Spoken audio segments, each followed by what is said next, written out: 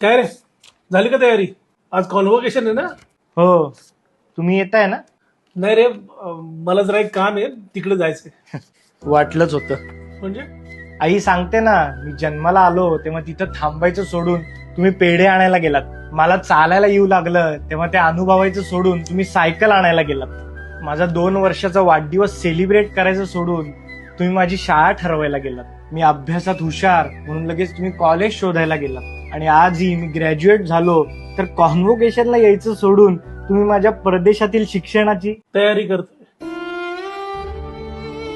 माझा वर्तमान चांगला व्हावा म्हणून तुम्ही कायम भविष्याचा विचार करत आलात.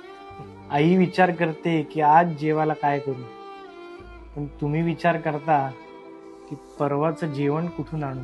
आई उबदार चादर असते तर बाप आधार देणार छप्पर. आपल्या नावात बापाचं नाव शेवटी का येतं, कारण तोच आपल्या आयुष्यभर पाठीशी असतो ना. हे घ्या पेढे. हेच आणायला चालला होतात ना? दुसऱ्यांना खायला घालण्याच्या नादात स्वतः खायचं विसरलाय.